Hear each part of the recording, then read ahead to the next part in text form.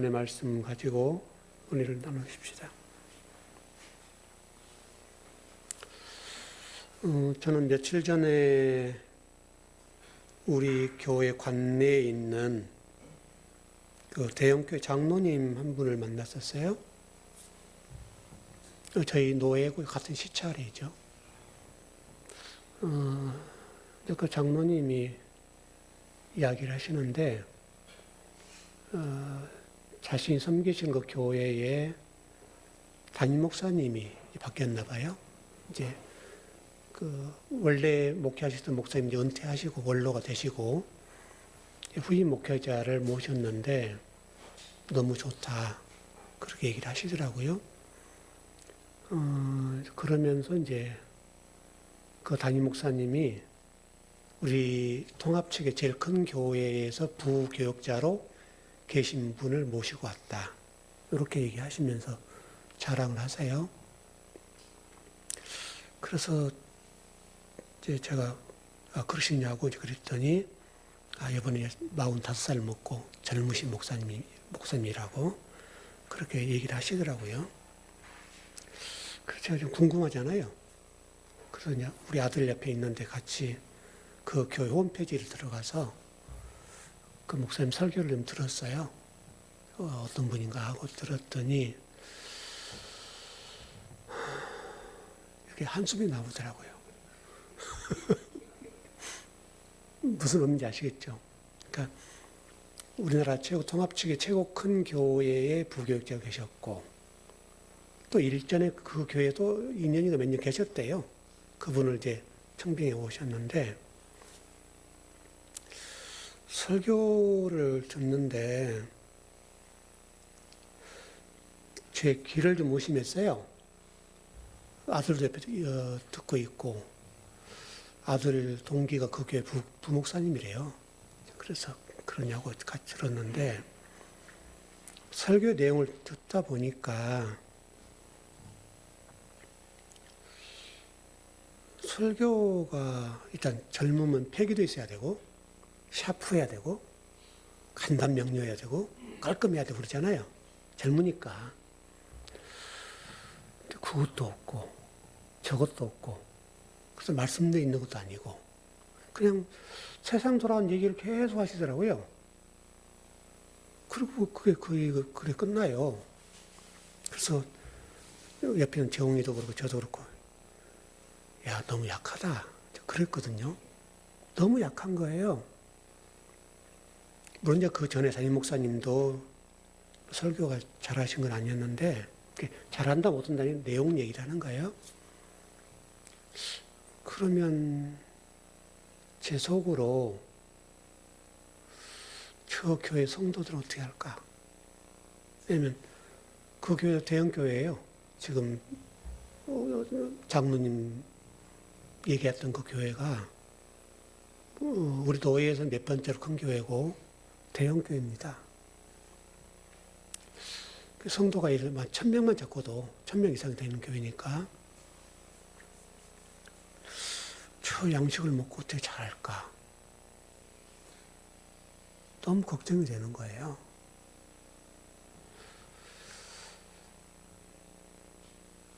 좀 탄식이 나온 거죠. 일단 원로 목사님 되셨던 담임 목사님과 청빙위원들이 목사님을 청빙한 거 아닙니까? 그러면 청빙위원들의 수준이 그런 건지 교회가 수준이 그런 건지는 알 수 없는데 너무나 설교가 약해요. 말씀이 없어요.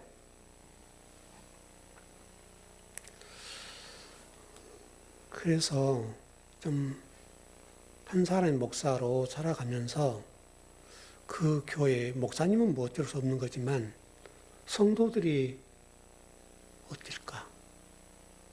좀 불쌍한 생각도 들고 본인들은 우리나라 최고 교회의 부목사를 청빙했으니까 자부심이 있잖아요. 근데 제가 들으니까 너무 설교가 너무너무 약해요. 내용이 없는 거예요. 말씀에 깊이 있는 건 뭐 말할 것도 없고 그래서 이게 좀 걱정이다.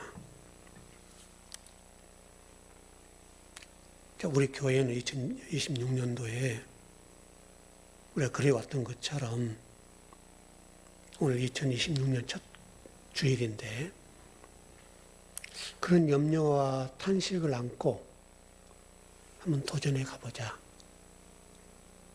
올해가 뭐 붉은 말띠라며요. 붉은 말띠라고 그래요. 말은 거침없이 달리잖아요.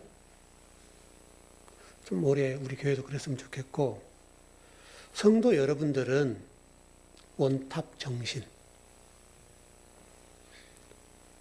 하나님의 말씀만큼은 우리 교회가 뭐 숫자가 작고 뭐 크고 그 문제를 떠나서 한국 교회 안에서 원탑이라는 정신을 가지고 자긍심을 가지고 가자.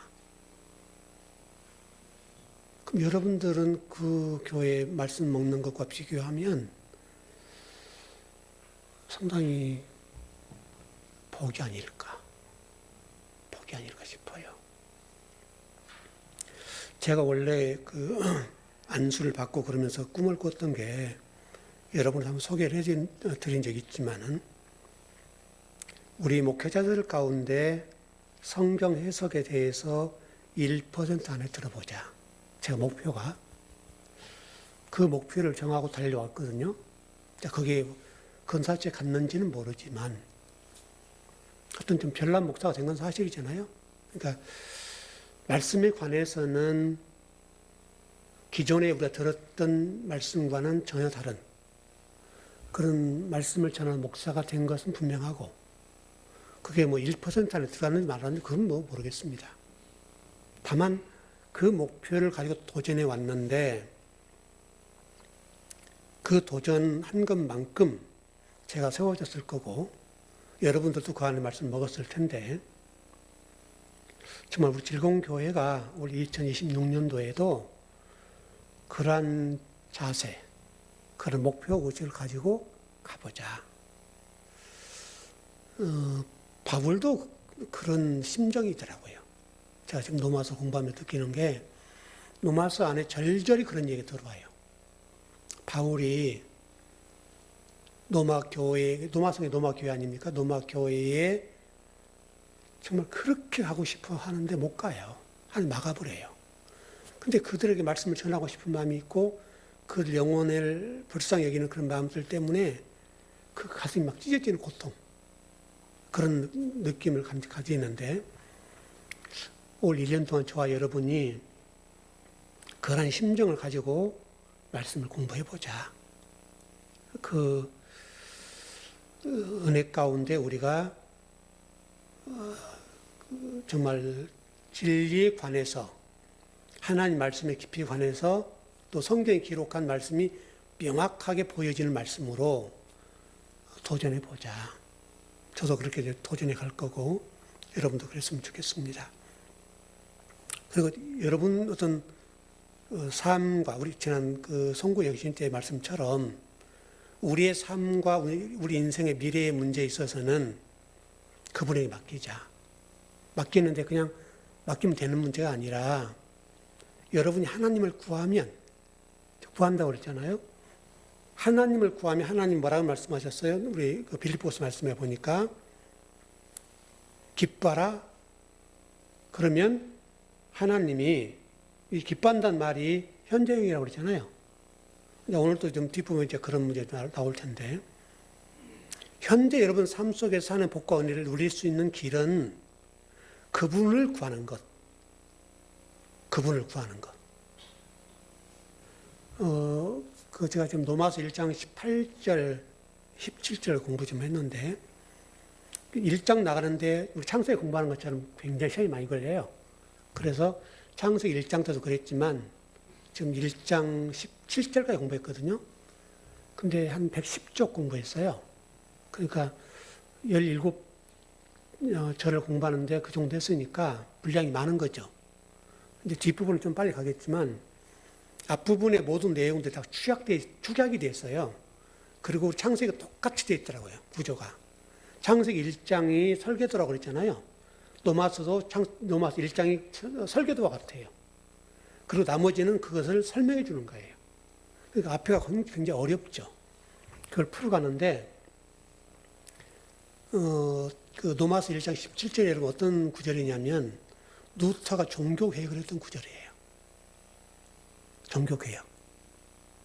그러면 지금 현재 우리 세계교회와 한국교회가 루터의 종교개혁을 했던 그 상황과 지금을 이렇게 비교해 보면 어떨까?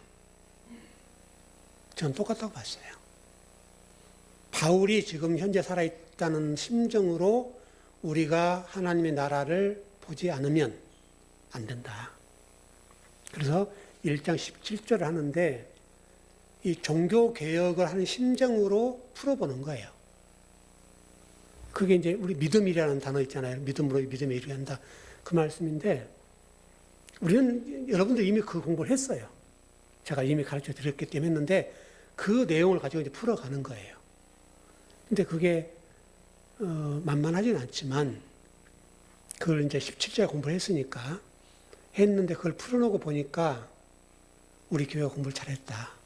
그 생각이 들고요.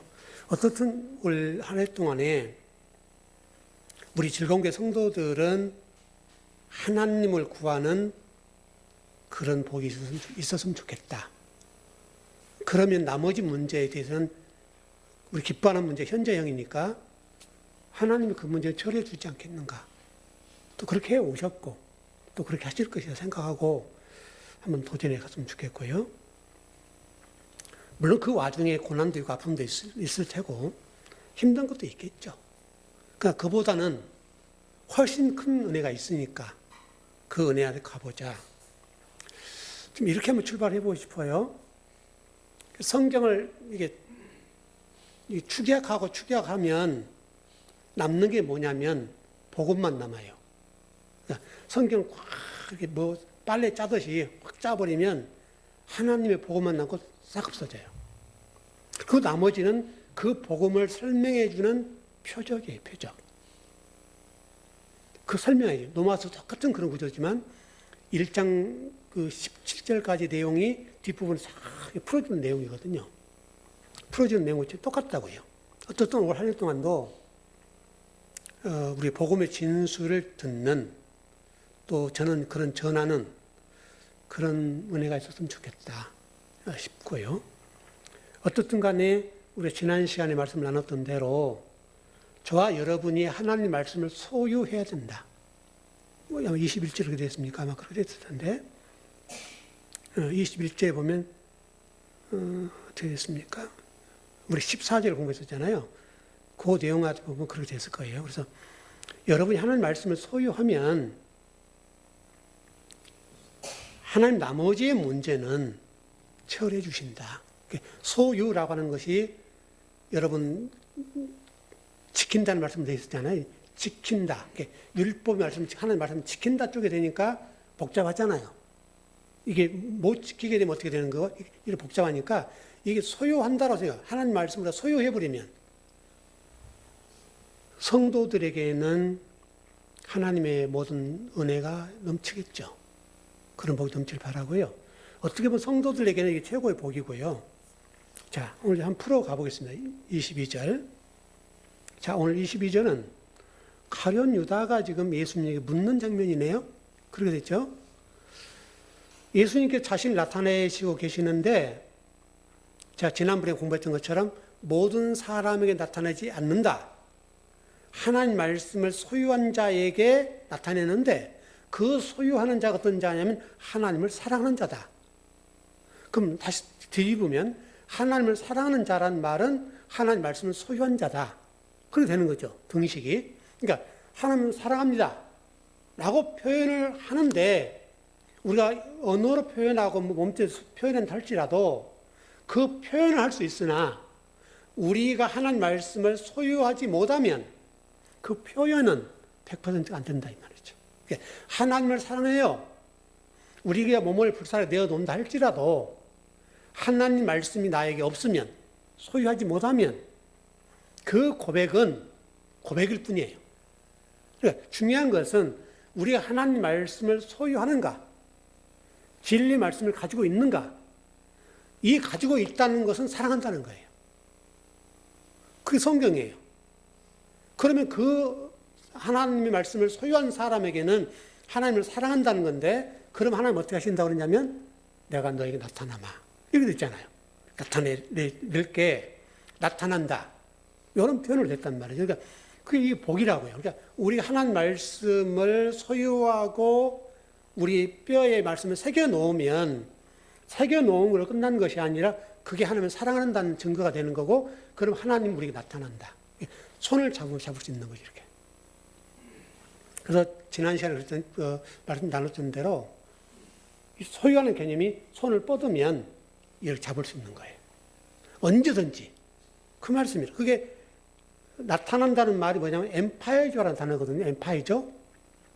엠파이저라는 단어는 제가 지난 시간에 말씀했던 대로 모든 사람에게 나타나는 것이 아니다. 엠파이저라는 단어가 하나님의 말씀을 소유한 자, 이 소유한 자에게만 나타난다. 성경이 그렇게 되어 있단 말이죠, 여러분. 그래서 노마서, 요한복음에서 오해가 뭐냐면, 지금 현재 교회도 똑같고, 현대 교회도 이 내용이 똑같아요. 가룟 유다가 묻는 것처럼, 가룟 유다가 지금 그런 궁금증이 있는 거예요. 이게 오해예요, 지금 오해. 잘 한번 봐봐요, 22절. 같이 한번 시작. 가룟 아닌 유다가 이르되 주여 어찌하여 자기를 우리에게는 나타내시고 세상에는 아니하려 하시나이까. 지금 믿는 사람들이 안 믿는 사람들이나 예수님에 관해서 어떤 생각을 가지고 있어요? 예수님이 재림하게 되면 모든 사람이 보게 될 거다. 이런 궁금증 있잖아요. 다 믿는 사람들 모든 성도들은 예수님이 재림하실 때 다 본다. 이렇게 보는 거예요. 그게 굉장히 소망을 가지잖아요. 그런데 성경 그러지 않는다고요. 말씀을 소유한 자에게만 나타난다. 여러분 이게 놓치면 안 돼요. 그래서 에임파이저란 단어가 현재형이에요. 현재형. 미래형이 아니에요, 여러분. 그것은 가룟 유다가 묻는 거예요. 왜 가룟 유다가 지금 성경에 나와 있는 대로 가룟 유다에게 나타난다 이렇게 말씀하잖아요. 성경이 지금 그렇게 하는 이유가 뭐냐 이거예요. 세상 사람도 그렇고 믿는 사람도 그렇고 온 세상 사람 짜잔 하고 예수님 나타난다. 재림하신다. 여러 개 지금 생각하는 건데 요한복음에서 말씀한 것은 그건 오해야. 예수님이 말씀하는 거야. 야, 너희를 생각하는 그거 오해다. 너 유다의 그 오해야. 이렇게 지금 말씀하는 거예요. 그래서 예수님이 세상에 재림하실 때 온 세상 사람들이 다 볼 수 있도록 오신다라고 사람들은 생각하고 지금도 그렇게 생각해요. 그러면 얼마나 좋겠어요. 근데 성경은 뭐라고 얘기하는가 하면 아무에게 나타나지 않는다. 그렇게 말씀하고요. 하나님 말씀을 소유한 자, 하나님을 사랑한 자에 나타나는데 성경은 분명하게 얘기해요. 가룟이 아닌 유다에게 나타날 거다. 성경이 그래요? 다시 설명하면 가룟 유다가 세상인 경우잖아요. 어둠이잖아요. 어둠인 성도에게 나타나지 않는다. 그러면 이걸 잘 이해하실 수 있죠? 창세기 1장 2절 이스라엘 백성을 하나님이 선택하셨어요. 선민이 됐습니다. 근데 그들을 출애굽시켜놓고 시내산 밑에서 말씀한 게 뭐냐면 너희들은 지금 현재 어둠이야. 무정경이라고 그러잖아요, 여러분. 이 상태는 세상이라고요. 어둠이라고요. 그러니까 교회 다닌다고 빛이 아니죠. 무슨 말씀인지 알겠죠? 그러니까 도의 초보에 있는 경우에 관해서 말씀하는 거예요. 이게 가룟 유다는 예수님 제자잖아요, 여러분. 제자인데 가룟 유다 아닌 유다에게 나타난다. 성경이 그렇게 말씀하는 거예요, 여러분. 아무에게 나타나지 않는다는 말은 어둠이거나 세상이거나 도의 초보인 경우는 못 본다 이 말이거든요. 그럼 이걸 유심히 봐야 돼요. 이걸 놓치면 안 돼요. 23절이요. 네, 시작. 예수께서 대답하여 이르시되 사람이 나를 사랑하면 내 말을 지키리니 내 아버지께서 그를 사랑하실 것이요 우리가 그에게 가서 거처를 구함께 하리라. 예수님께서 유다의 오해를 교정해 준 말씀이죠. 그렇죠? 세상 사람들과 가룟 유다는 예수님 짜증나고 나타난다고 생각하는데 성경 뭐라고 말씀하냐면 내 말을 지키는 자. 다시 설명하면 우리 좀 원문대로 얘기하면 내 말을 소유한 자. 내 말을 소유한 그 자에게 나타날 거야. 여러분 성경 그렇게 되어 있지 않습니까? 지금 예수님이 유다를 교정해 주는 작업이에요. 요한복음이 뭐냐면 요한복음 내용과 상당히 많은 부분들은 우리가 진리를 오해하고 있는 부분들을 교정해 주는 거예요. 수정해 주는 작업이라고요. 그 잘못된 진리를 고쳐주는 거예요. 이제 그 작업을 하는 거예요. 그래서 여기서 말하는 지금 말씀을 소유한 자, 내 말을 소유한 자를 지금 말씀하고 있고, 여기서 내 말이라고 하는 게 뭐냐면 진리죠, 진리. 진리를 소유한 자에게 나타난다. 너무 성경이 간단하잖아요, 여러분. 그러니까 어떤 사람이 올 것이며 누가 예수님을 볼 것이냐 문제를 다 정리해 버리는 거예요. 간단하게 성경은 뭐라고 설명하냐면 내 말을 소유한 자. 이 사람들에게만 내가 나타날 거야. 그리고요, 여기서 간다라고 좀 돼 있었기 때문에 여러분 보세요. 밑에 우리가 그에게 가서 거처를 가서 만든다, 뭐 예비한다 이런 얘기잖아요, 지금. 그러니까 지금 예수님 기다리는 거잖아요, 지금도 여러분. 근데 이게 여러분, 저는 그래서 너무 답답한 게 뭐냐면, 가서라는 단어를 조금만 우리 목회자들이 관심을 두고 묵상하면, 공부하면, 이 단어가 너무 간단한 단어거든요. 엘코마이라는 단어예요. 엘코마이. 엘코마이라는 단어는 가서라고 이제 번역이 했는데, 가서라는 단어가 아니에요, 뜻이. 오다라는 단어, 오다. 우리에게 온다. 다시 한번 진리를 소유한 자에게 오신다. 여러분, 엘코마이라는 단어가 현재형이라는 사실을 알아보려면 정리가 끝나버려요. 간단해요. 내 말을 소유한 자에게 지금 온다. 그렇죠. 어렵지 않죠. 그러니까 예수님의 진리인데 예수 그리스도 말씀을 가지게 되면, 진리를 가진 자가 되면, 소유한 자가 되면 지금, 미래가 아니라 지금 그에게 온다. 그러니까 여러분이 말씀을 소유하고 계시면 지금 와 계신 거예요. 복이죠, 여러분, 복이죠. 그러니까 예수님 얼른 오세요, 빨리 오세요. 고대할 필요가 없어요. 여러분, 우리 요한계시록 공부했는데요. 요한계시록에서도 그런 말씀이 있죠. 예수님이 구름 타고 오신다. 구름과 함께 온다. 그렇죠, 여러분? 구름을 타고 온다 하니까 이제 구름만 좀 이상하게 떠도 예수님 재림하시려나? 이렇게 되는 거예요. 그래서 구름과 함께 온다는 말이 어떤 말이에요, 여러분? 구름이 뭐예요? 우리 구약성이라 한번 생각해 보세요. 구름이 딱 뜨면 어떤 거죠? 하나님 임재.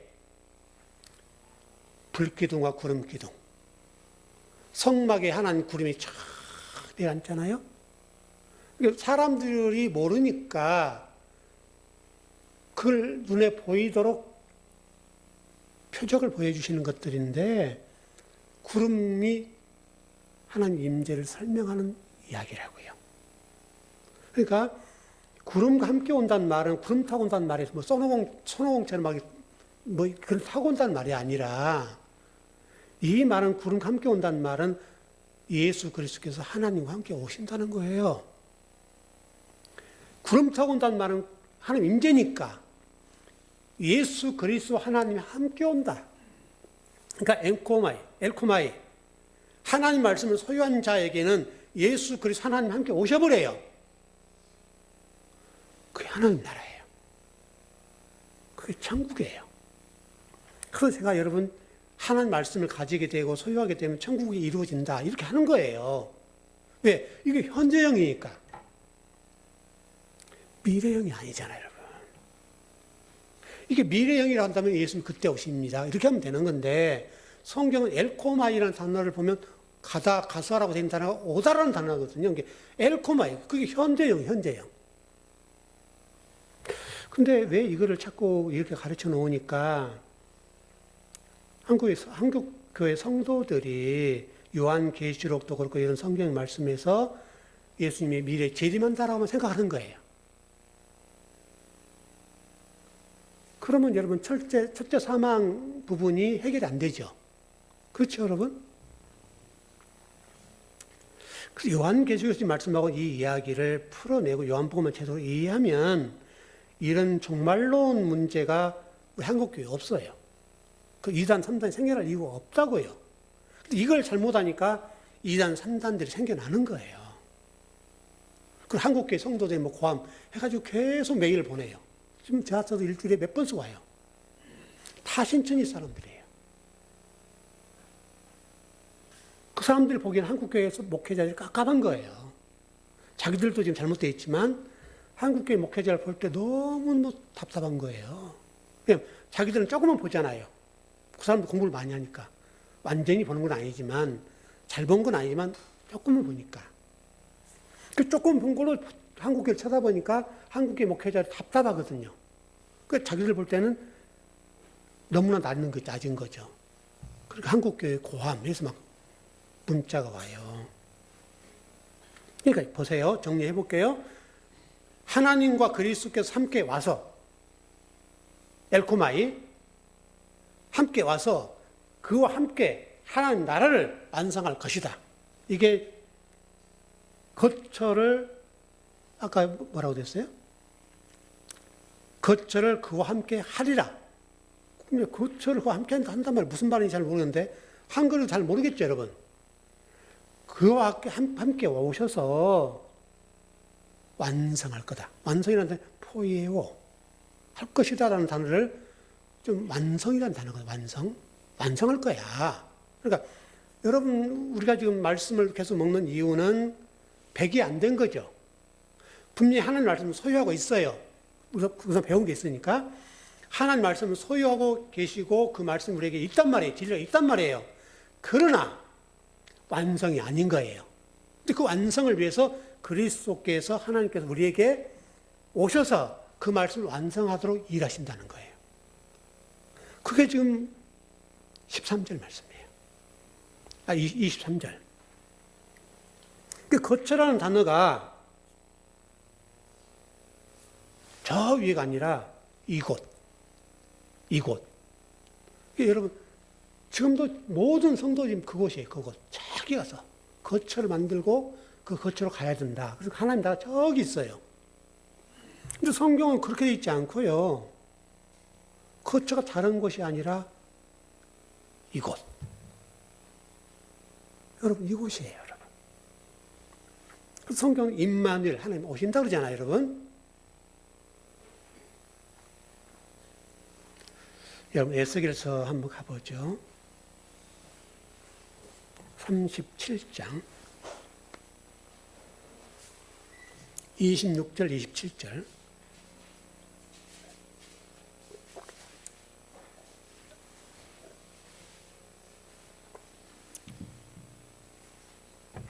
몇 구절 찾아볼게요.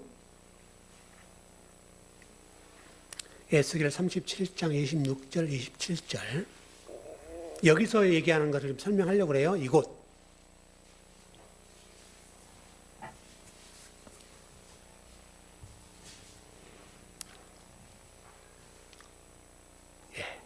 시작. 내가 그들과 화평의 언약을 세워서 영원한 언약이 되게 하고 또 그들을 견고하고 번성하게 하며 내 성소를 그들 가운데에 세워서 영원히 이르게 하리니 내 처소가 그들 가운데 있을 것이며 나는 그들의 하나님이 되고 그들은 내 백성이 되리라. 그래 안 그래요? 성도들을 견고하게 세우고, 그렇죠? 견고하게 하고 번성하며 내 성소를, 하나님이 계시는 성소, 하나님 계시는 성소잖아요. 그 성소를 그들 가운데 세운다. 그리고 영원히 있게 하고 내 처소가 그들 가운데 있을 것이며 나는 그들의 하나님이 되고 그들은 내 백성이 될 것이다. 그렇게 했죠, 여러분. 자, 스가랴서 2장 10절.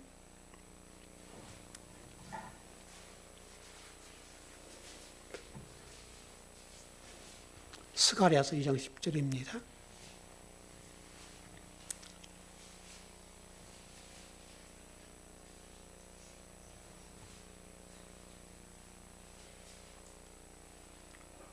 예, 시작. 여호와의 말씀에 시온에 따라 노래하고 기뻐하라.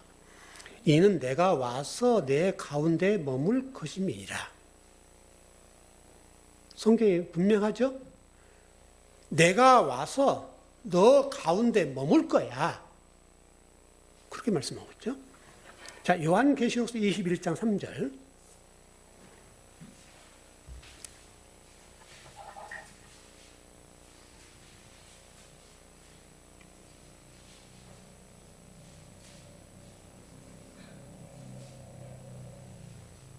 (21장 3절) 예, 시작. 내가 들으니 보좌에서 큰 음성이 나와서 이르되 보라 하나님의 장막에 사람도 함께 있음에 하나님이 그들과 함께 계시리니 그들은 하나님의 백성이 되고 하나님은 친히 그들과 함께 계셔서 계시죠? 예. 요한 1서 3장 24절.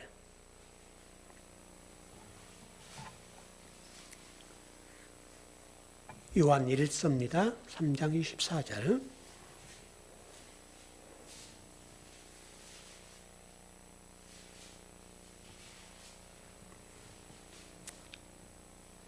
예, 시작. 그의 계명을 지키는 자는 주 안에 거하고 주는 그의 안에 거하시나니 우리에게 주신 성령으로 말미암아 그가 우리 안에 거하시는 줄을 우리가 아느니라. 자, 보세요. 그의 계명을 소유한 자, 지킨 자는 소유한 자라 그랬죠? 소유한 자는 주 안에 거하고 주는 그의 안에 거하시나니. 거한다는 말이 자, 전에 설명드렸던 것처럼 하나님이 원이라 본다면 우리 점이에요. 근데 이렇게 가능하죠. 근데 점 안에 이건 못 있죠. 그러니까 그걸 손 닿는 곳. 우리가 손만 뻗으면 닿는 곳에 계신다. 그런 의미라고 그랬죠. 그 안에 거하시나니 우리에게 주신 성령으로 말미암아 그가 우리 안에 거하시는 줄을 우리가 아느니라. 창세기 35장 15절입니다.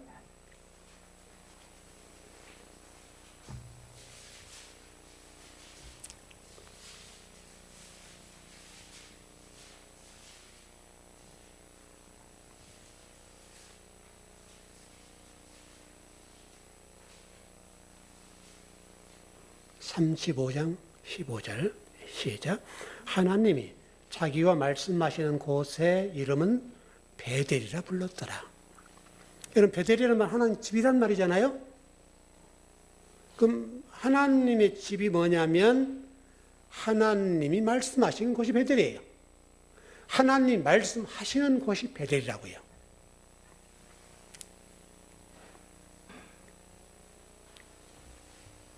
자, 24절 다시 한번 가봐요. 요한복음 14장 24절.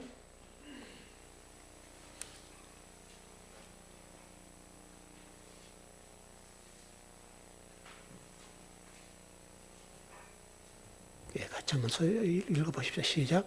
나를 사랑하지 아니하는 자는 내 말을 지키지 아니하나니 너희가 듣는 말은 내 말이 아니요 나를 보내신 아버지의 말씀이니라. 자, 잘 보세요. 나를 사랑하지 아니하는 자는 내 말을 소유하지 아니한다. 그러니까 하나님 말씀을 소유하지 않는다는 말은 하나님을 사랑하지 않는다는 말이죠. 너희가 듣는 말은 내 말이 아니요. 그러니까 하나님 말씀을 소유하지 않게 되면 하나님 말씀 듣는 게 아니라는 거예요. 나를 보내신 아버지 말씀이다. 계속 여러분 반복되죠. 같은 말이. 나를 사랑하지 않는 자는 내 말을 지키지 않는다. 소유하지 않았다. 그래서 하나님 말씀 소유한다는 말은 중요해요, 여러분. 그래서 여러분 하나님 말씀 소유하려고 하면 여러분 말씀 드려야 되겠죠. 알아야 되겠죠. 여호와를 힘써 여호와를 알라. 이스라엘 백성들이 멸망하는 원인이 뭐예요? 이유가 뭐예요? 하나님 말씀을 몰랐다는 거잖아요. 그 말이에요, 여러분. 그러니까 하나님의 말씀을 소유하지 않으면 하나님을 사랑하지 않는 거예요. 그러니까 하나님 사랑하는 방법은 간단한 거예요. 하나님 말씀을 소유하면 사랑하는 거예요. 우리가 예를 들어서 남녀의 사랑처럼 하나님을 사랑한다는 이런 느낌을 뉘앙스를 가질 수 있는데 이건 여러분도 할 수가 없어요. 우리 하나님을 사랑할 수가 없어요. 우리는 믿음을 가질 수가 없잖아요, 여러분. 하나님을 사랑할 수 없는 존재가 우리예요. 다만 하나님을 사랑하는 방법은 간단한데 하나님 말씀을 사랑하면 돼요. 소유하면 돼요. 말씀을 소유한 자가 하면 사랑하는 거예요. 100마디로 천사의 말을 한다 할지라도 네 몸을 불살에 내어놓는다 할지라도 사랑이 없으면 아무것도 아니라고 그랬잖아요. 그 말이에요. 그러니까 하나님 말씀을 소유하는 것이 하나님을 사랑한다 표현하지 않아도 하나님을 사랑하는 거예요. 왜냐하면 예수님이 말씀하신 것 진리니까요. 노고스 하는 말씀이니까요. 동시에 하나님 말씀을 소유하면, 다시 진리를 소유하면, 그리스도를 사랑하면, 그리스도 말씀을 진리를 소유하면 하나님을 사랑하는 거예요. 여러분이 하나님 사랑해요, 사랑해요 고백하면 아름답지만 그런 고백을 하지 않는다 할지라도 아버지 말씀을 사랑하고 소유하면 말하지 않은 사랑인 거예요. 이해되셨죠? 그러니까 여러분 사랑이란 우리 인간적인 사랑을 생각해 보세요. 완전히 변하잖아요. 성경은 간단해요. 하나님을 사랑하는 방법은 하나님 말씀을 소유하면 돼요. 자, 25절. 시작. 내가 아직 너희와 함께 있어서 이 말을 너에게 하였거니와. 너희와 함께 있어서 이 말을 너희에게 했다. 어떤 뉘앙스냐면 이제는 함께 있지 않을 것이다. 그 뉘앙스가 포함되어 있죠. 이 말은 이제는 떠난다 그 말이죠. 자, 26절. 시작. 보혜사 곧 아버지께서 내 이름으로 보내실 성령 그가 너희에게 모든 것을 가르치고 내가 너희에게 말한 모든 것을 생각나게 하리라.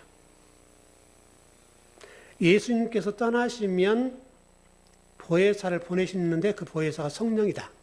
근데 그 보혜사 성령은 어떤 일을 하시냐면 하나님 말씀을 가르치고 기억나게 할 것이다. 기억나게 한다. 생각나게 한다. 이게 지금 생각나게 한다고 해야 되는데 기억나게 할 거야. 그 말인데 이제 이 단어가 어떤 의미냐면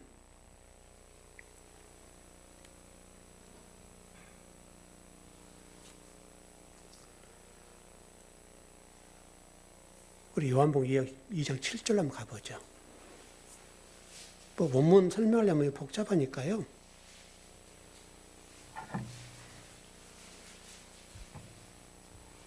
기억나게 하는 게 어떤 건가를 설명하려고 그래요.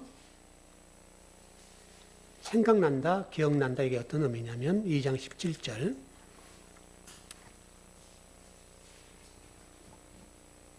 시작. 제자들이 성경 말씀의 주의 전을 사모하는 열심히 나를 삼키려 한 것을 기억하였더라. 여러분 앞에는 지금 가나 혼인잔치에 있는 이야기죠. 그 이 말씀 다음에는 성전 청결 사건이 있죠. 그랬죠? 지금 어떤 거냐면 주의 전을 사모하는 열심히 나를 삼킨다라고 되어 있어요. 삼킨다는 단어가 뭐냐면 기억하더라. 표현이 좀 번역이 좀 그렇게 삼킨다는 말은 뭔가 삼킨다는 말이잖아요. 이게 그런 의미가 아니라 기억하더라. 주의 전을 사모하는 열심히 나를 기억하게 됐다. 여러분 요한복음 2장 18절, 2장 18절, 22절 봐봐요.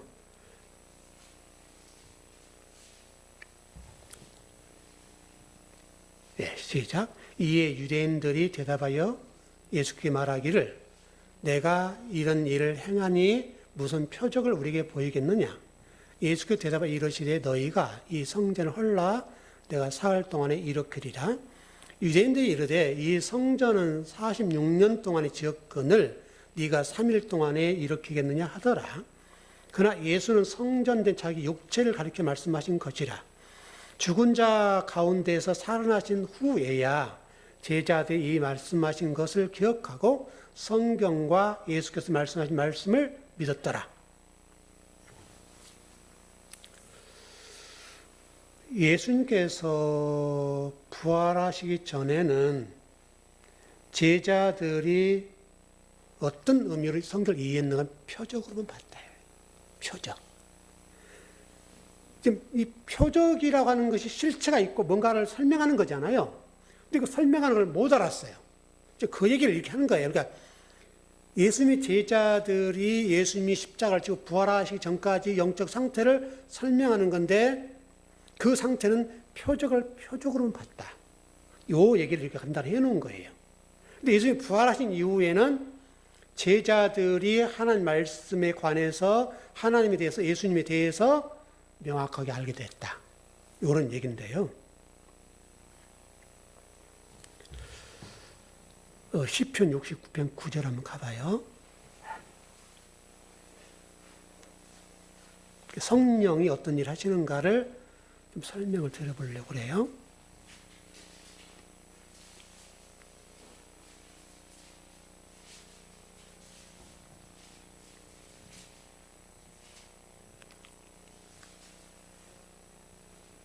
시편 69편 9절인데 지금 이게 아까 요한복음 2장 17절의 말씀 인용한 거거든요.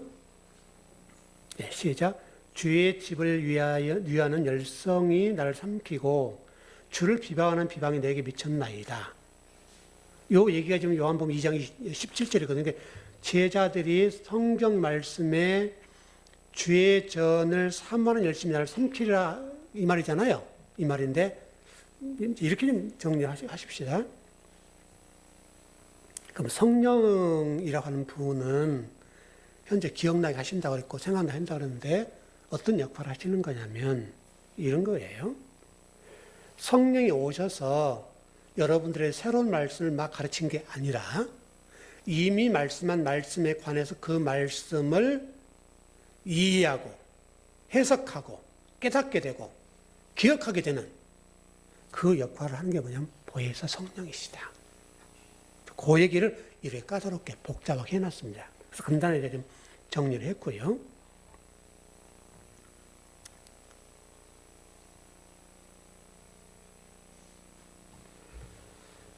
그 요한복음 14장 26절에 보면 이런 말씀이 있어요. 아버지께서 내 이름으로 보내실 성령. 그렇게 말씀하는데 아버지께서 보낸다는 말이 됐는데 그래서 이 성령에 관해서 그 신학자들 사이에는 좀 복잡해요. 이게 뭐 싸우고 난리니까. 왜냐하면 성령이라는 이 단어가 문법적으로는요, 중성이에요, 중성. 중성. 이것도 아니고 저것도 아닌 거예요. 그래서 중성으로 봐야 된다. 이렇게 하는 것도 있고, 이 성령을 이해할 때 헬라어 특성상 중성으로 되어 있으니까 성령이라는 부분을 이상하게 얘기하죠. 근데 제가 그 아까 요한복음 14장 26절 얘기를 조금 해드렸는데 아버지께서 내 이름으로 보내실 성령 요 얘기인데 근데 여기서 보면 그가라는 단어가 다 있습니까? 여기 좀 아마 그 본문에 나왔을 거예요. 요한복음 14장 26절에 보면 그가라고 지금 하고 있는 헬라어가 있거든요. 에케이노스라는 단어인데요. 근데 여기에 보면 성령에 대해서 뭐라고 되어 있냐면 남성 단수로 돼 있어요. 이제 다른 구절들은 다 중성으로 돼 있는데 언어적으로는 성령이 중성일 수 있는데 또 보혜사가 마찬가지. 그런데 요한복음 14장 26절에서는 이 중성인 성령 또는 보혜사를 남성 단수로 쓰고 있어요. 좀 복잡하죠? 성령은 하나님 아니라는 분도 있고요, 신학적으로는. 근데 여기 지금 그런 신학적 흐름도 있는데, 요한복음 14장 26절 말씀 보면 성령은 하나님이다. 그 얘기를 명확하게 해놨습니다. 좀 정리해 보십시다. 오늘 26절까지만 정리를 이렇게 하는데,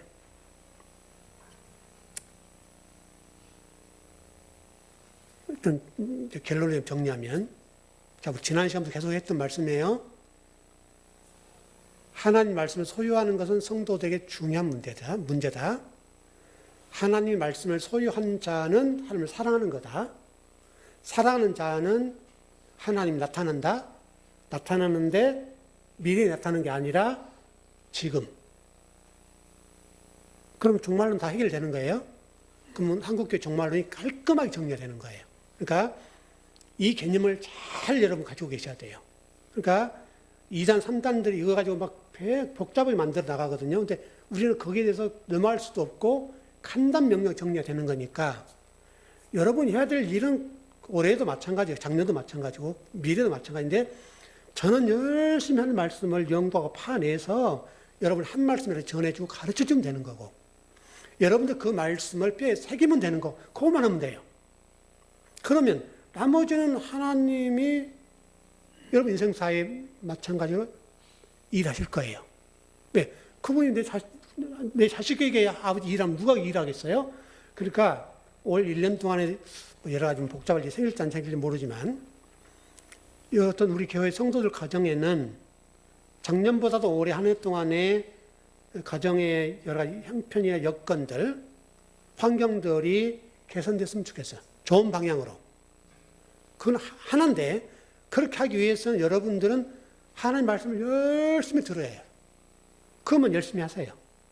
그럼 나머지 문제는 하나님 하실 거예요. 그러니까 예수님도 여러분 그 회당에 들어가서 말씀을 가르치는 게 전도라고 그랬잖아요.